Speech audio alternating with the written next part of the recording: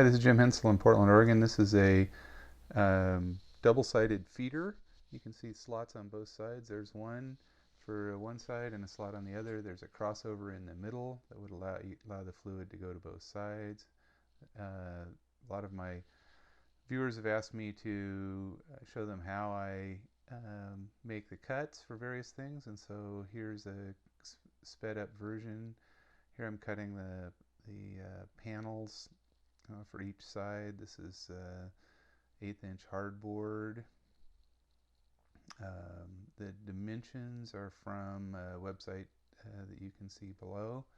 Here I'm cutting the bottom sides and tops, well actually the bottoms and sides, and the divider from scrap lumber that I've harvested from another project that we no longer needed. And so you can see it's all different dimensions, but I'm cutting it down to 1.5 inches, which is what was going to fit for what I needed.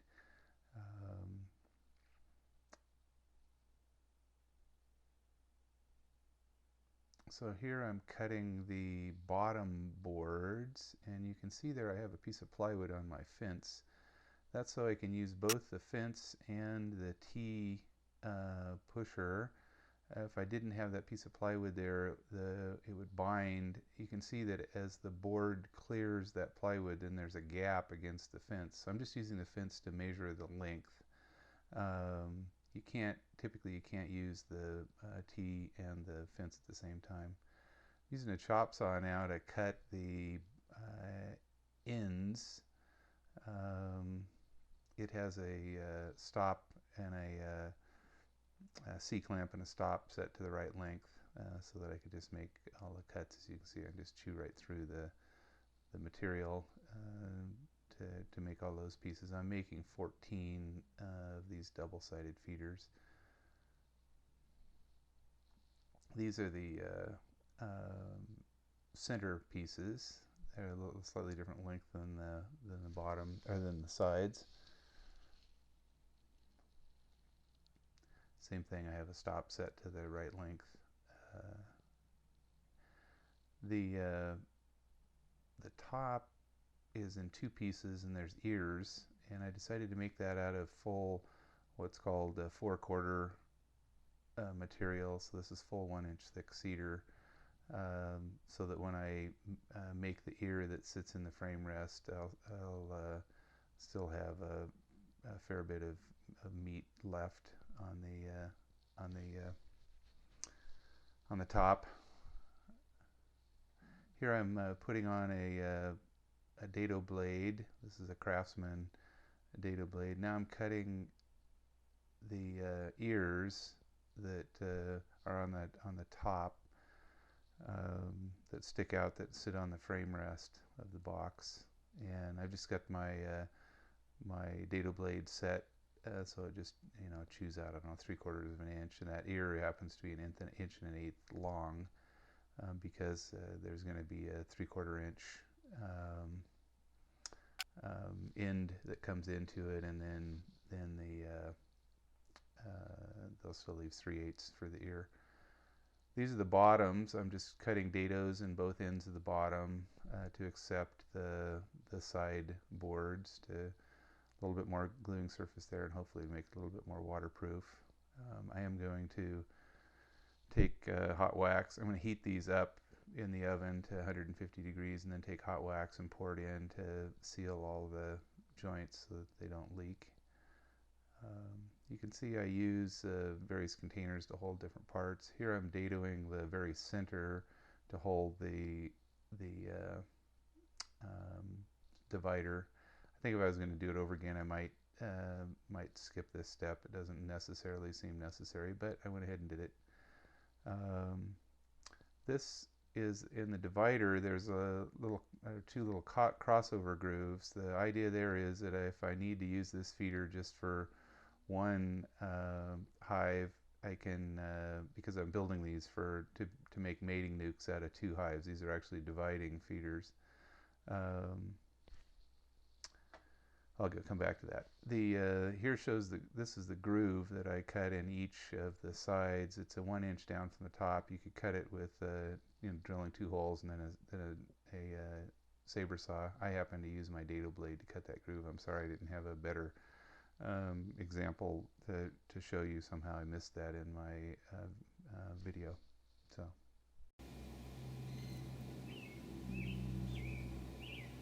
ample amounts of glue. It's going to act as the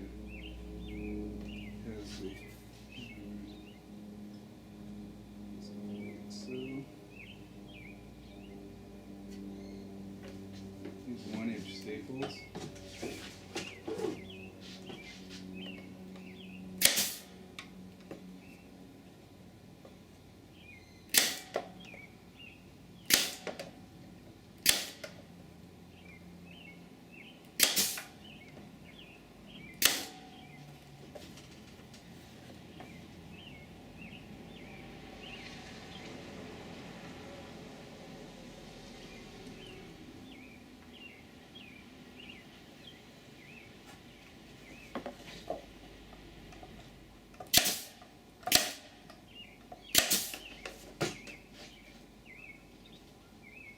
Okay. I'm going to put the sides on next.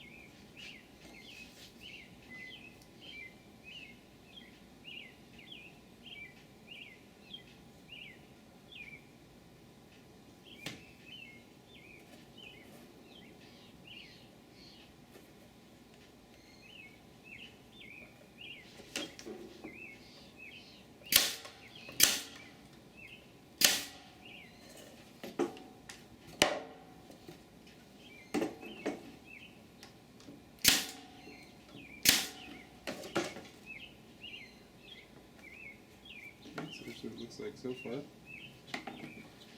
I'm going to put these guys on.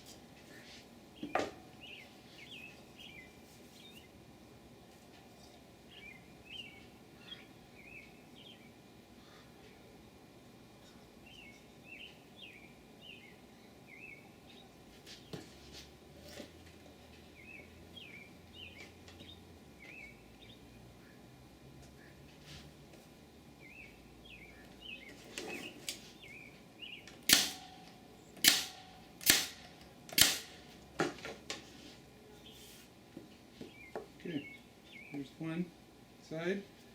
And I'll have to get the opposite. So here's the opening over here. So I want the inside in, or want the rough side in. So I'm going to have to get the opposite over here. Hey Jim? Yeah? If I switch the menu to eggs, is that okay? That's fine with me.